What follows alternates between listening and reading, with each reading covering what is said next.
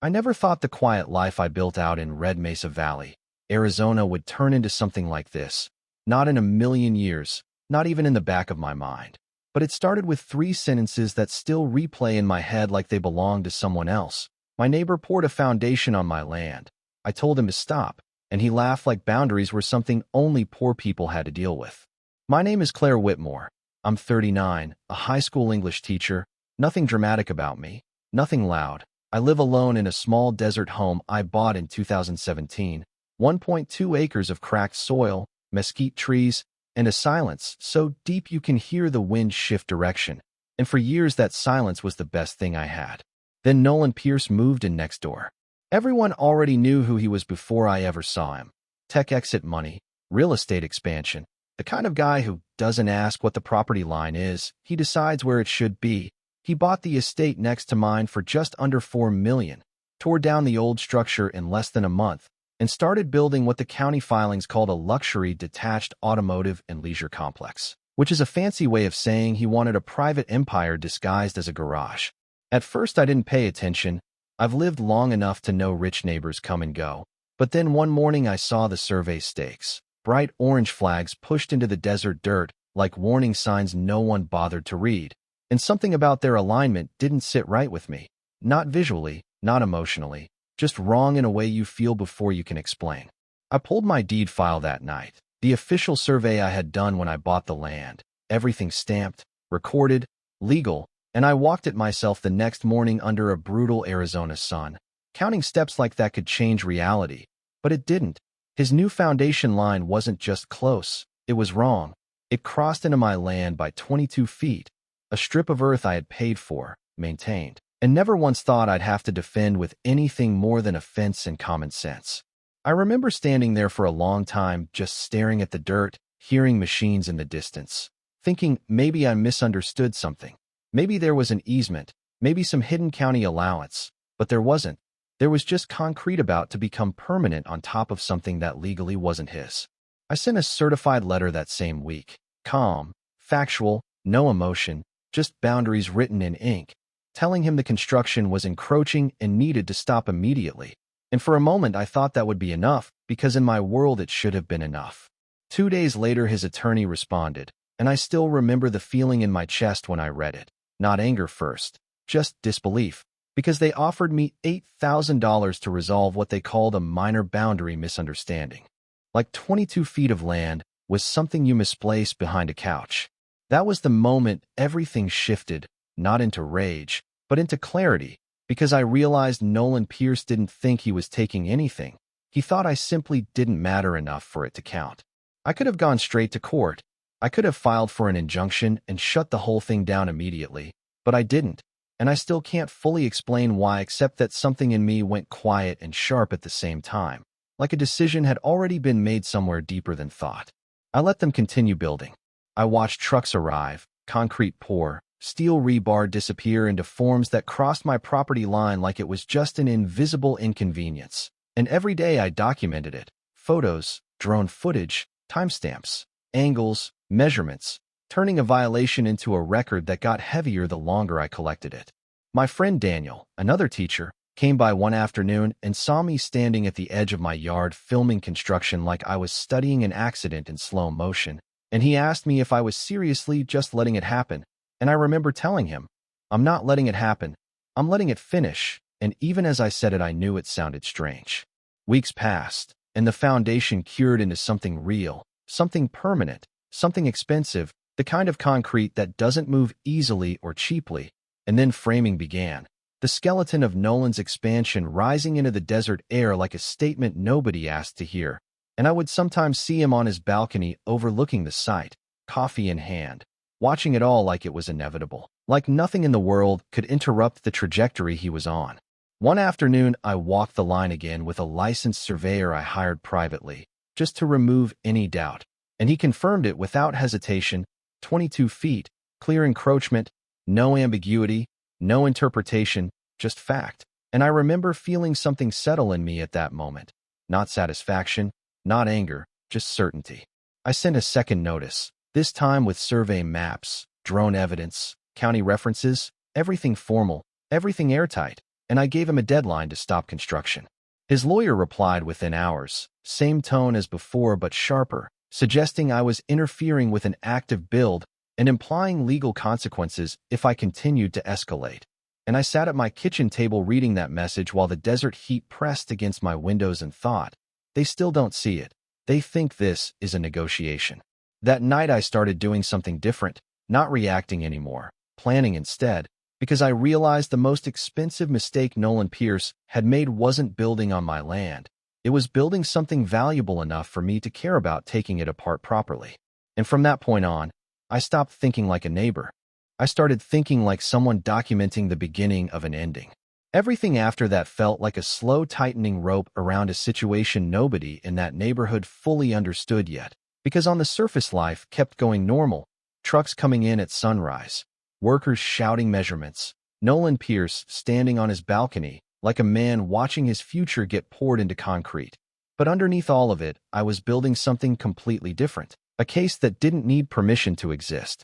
I started early mornings before school, coffee in one hand, phone in the other, walking the exact boundary line like it was a ritual now, recording everything, every cement truck, every pour, every rebar grid that crossed that invisible legal line like it didn't matter. And the strange part was the more I documented, the calmer I got, like repetition was stripping emotion out of it and replacing it with precision. My lawyer, a quiet woman named Rachel Kincaid who didn't waste words, looked at my file one evening and just said, "This isn't a misunderstanding anymore. This is a liability event." And that phrase stuck in my head, liability event, because it turned what felt personal into something structural, something inevitable. I remember sitting in my kitchen after that, looking out at the desert yard where the wind moves dust in slow circles, and thinking, he didn't just cross a line, he built a financial structure across it. And financial structures don't survive contact with property law when the paperwork is clean. Still, I didn't act immediately. I let it keep going, and I know how that sounds.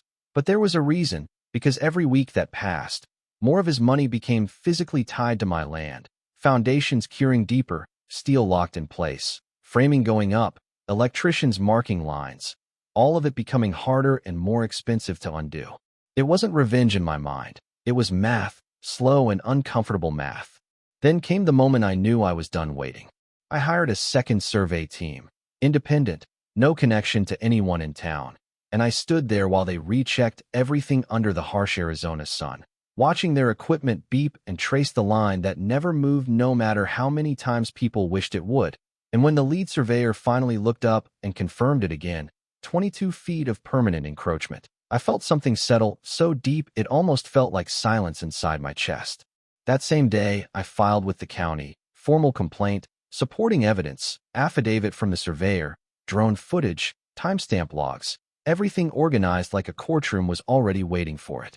The permit for removal came through faster than I expected, maybe because the evidence was too clean, too obvious, too hard to ignore. And that's when Rachel told me something I'll never forget. She said, "If you're going to do this, do it clean, because the law will only protect what it can understand in black and white."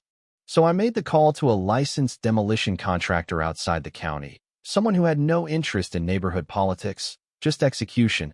And I remember standing in my kitchen while the phone rang, looking out at Nolan's half-built structure in the distance, thinking how something so massive could still be so fragile if it was built in the wrong place. The morning I notified him, I didn't raise my voice, I didn't threaten, I just called him directly. Nolan answered like he always did, confident, slightly amused, like the world was a subscription service he had already paid for.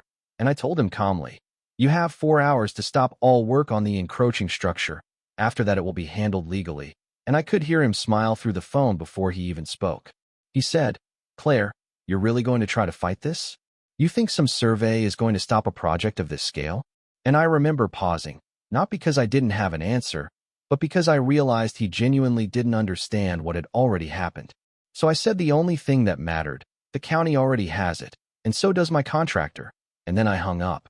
The silence after that call felt different, heavier, like the air itself had changed pressure. By sunrise the next morning, the demolition crew was on site. Industrial equipment lined up like a surgical team preparing for something precise rather than chaotic. and I stood at the edge of my yard watching as the first jackhammer hit the edge of the foundation that crossed my property line, and concrete that had once looked permanent started to fracture in slow, ugly pieces. It didn't happen all at once. It happened in sections, controlled, deliberate, almost quiet in moments. And I remember thinking how strange it is that destruction can look so organized when legality is on your side. Nolan showed up halfway through the first day, his truck stopping hard at the curb, him stepping out like he still expected someone to explain this as a mistake. And when he saw the crew actively removing sections of his foundation, I watched the moment it hit him, not anger first, confusion, like reality had shifted without permission. He walked straight toward me across the dirt, dust rising around his shoes, and said, "You can't do this. This is my build." And I looked at him for a long second and said, "No, this is your build on my land. And those are two very different things."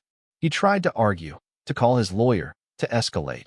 But by then the sheriff had already been notified by the contractor for procedural clearance, and when the deputy arrived, he did exactly what I expected. He looked at the survey, looked at the permit, looked at Nolan, and said, "Sir, this is a civil matter. You need to speak with your attorney." And just like that, the power dynamic he had lived in started cracking, not loudly, but quietly, piece by piece, as sections of his expensive structure were reduced back into raw material. That night, sitting alone in my kitchen again, I watched the footage I had taken over weeks, now matching what was happening in real time, and I realized something uncomfortable. I wasn't watching revenge, I was watching enforcement, slow, expensive, and completely legal. And Nolan Pierce, for the first time since he moved in next door, didn't look like a man expanding his world. He looked like a man watching it shrink. Everything after that morning felt like the town was holding its breath, like everyone knew something had crossed a point of no return, but nobody could agree on what exactly that point was. Because from the outside it still just looked like construction at a luxury estate, loud machinery, dust rising in the Arizona heat, workers moving like nothing unusual was happening. But if you stood close enough, if you really paid attention, you could see the truth starting to split the situation in two. Different realities, one where Nolan Pierce was building something unstoppable, and another where that same structure was already coming apart piece by piece. By day 3 of the demolition process, people in Cedar Hollow weren't even pretending to be indifferent anymore. Cars slowed down on the main road. Neighbors who never spoke to each other suddenly found reasons to stand outside at the same time, coffee cups in hand, watching like it was some kind of live courtroom drama happening in the open desert, and the words kept repeating in low voices. "Did you hear what happened? Did you see what she did? Can they even do that?" And nobody had a clean answer because the truth wasn't clean anymore. It was layered, legal, emotional, uncomfortable in a way that made people shift their weight when they talked about it. I remember standing at the edge of my yard that morning, phone in hand, watching the crew continue their work along the marked boundary line. And it wasn't chaos like people imagine demolition to be. It was controlled, almost surgical, like someone was carefully undoing a mistake that had already been measured twice and signed off by paperwork that mattered more than opinions.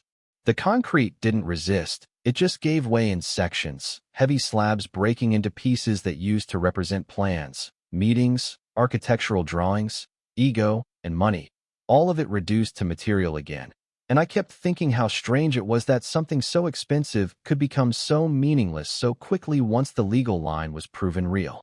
Nolan didn't show up at first that day, and I didn't admit it to anyone, but I noticed. Because for the first time since this started, the space next door didn't feel like it belonged to a man watching his empire grow.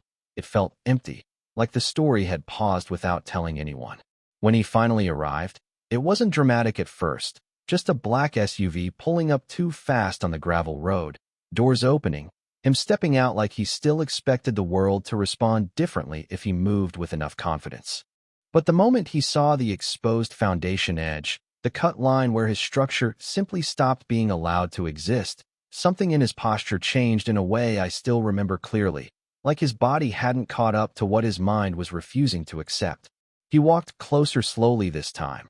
Not like before when he used to move like everything was already decided in his favor, and he stopped at the boundary where his project had been literally erased back to compliance. For a long time he didn't speak, he just looked at it, at the rebar cut cleanly at the property line, at the space that used to be his expansion, and then at me standing a few yards away like I had become part of the landscape he never bothered to respect. When he finally talked, his voice wasn't loud. It was lower than I expected, almost controlled. But underneath it there was something else, something I recognized immediately as panic trying to wear the mask of authority. And he said, "You really went through with it. You actually tore it down. Do you understand what that cost me?" And I remember feeling very calm at that moment, not because I didn't care, but because I had already lived through the entire outcome in my head before it happened. I told him, "I understand exactly what it cost, because I watched every dollar of it go into my land before I ever touched a single thing." That line landed differently than anything else had so far, because it removed the illusion that this had been sudden or emotional. It made it clear this had been observed, recorded, and allowed to reach a point where consequences were no longer optional. His lawyer arrived about an hour later, and you could tell immediately he was no longer trying to win the situation, he was trying to contain it, like a fire spreading through paperwork instead of wood. He spoke first about resolution, about minimizing damages, about avoiding escalation, and Rachel stood beside me the entire time, calm in a way that made everything feel more final than aggressive. And when the lawyer suggested again that this could be handled privately, Rachel just said something I still think about. She said, "It was private when it crossed her land. Now it's documented." That was the moment the conversation stopped being theoretical. By the end of the fourth day, the demolition was complete on the encroaching section, not just partially corrected, not partially forgiven, fully removed back to the legal boundary line. And the land looked strange afterward, like someone had erased a scar that still left a memory in the soil. I didn't feel victorious in the way people expect. There was no rush, no satisfaction explosion, just a very steady awareness that something irreversible had happened in both directions. Because once you reach the point of physically undoing something expensive, there is no version of the story where anyone walks away unchanged. That evening, Nolan showed up at my door alone. No lawyer, no phone call beforehand. No performance of confidence, just a man standing on my porch in the fading desert light looking like he had run out of ways to frame the situation in his own favor. He didn't start with anger this time. He started with something more human, exhaustion. And he said he wanted to buy the strip, all 22 feet. And for a moment, I just looked at him, because that was the exact outcome I had already prepared for long before the first jackhammer ever touched concrete. I told him my number, $210,000, calculated not from emotion, but from land value, risk exposure, and the simple fact that what he had already lost made refusal more expensive than agreement. And he laughed once, but it didn't sound like disbelief. It sounded like someone realizing they were late to a conversation that had already ended. He tried to negotiate. Of course he did. That was his world. But the leverage wasn't theoretical anymore. It was physical. It had already been executed in concrete dust and legal filings. And 3 days later the transfer went through. The agreement was strict, no future claims, no disputes, no retaliation, and most importantly no attempt to ever cross that line again in any form. And when I signed it, I didn't feel like I had won something. I felt like I had closed something that should never have opened in the first place. After that, the construction resumed on his side, but only on his side, corrected, contained, forced back into the shape the law had always intended. And I would sometimes see him watching the site alone in the evenings instead of standing on his balcony like before, and there was a distance in him now that hadn't been there at the beginning, like he had learned the cost of assuming silence meant consent. In town, the story became something people argued about more than they were told, because it wasn't simple enough to be a lesson or dramatic enough to be just gossip. It sat in that uncomfortable middle where people had to admit that both sides had legal footing and emotional weight, and that's usually where opinions get the loudest. I went back to my life, back to teaching, back to grading essays and dealing with teenagers who cared more about their phones than property law, but something stayed with me. Not anger, not pride, just awareness. Because once you've seen how quickly someone can turn a line on a map into a real-world consequence, you stop trusting assumptions the same way again. And sometimes late at night, I still think about the first moment I saw those orange survey flags in the dirt, before any of this happened, before lawyers, before demolition, before money changed hands. And I wonder how many conflicts like this start exactly the same way. With someone believing a boundary is flexible, and someone else quietly deciding to prove that it isn't. So I'll leave it here with the same question that still follows me whenever people in town bring it up. Did I enforce a boundary that needed enforcing, or did I wait too long on purpose just to make the consequence undeniable? Because depending on the day, I can justify both answers without fully agreeing with either. If you were me, standing on that line in the desert with proof in your hands and a neighbor who refused to listen, what would you have done first? Stop it early, or let it become something too expensive to ignore?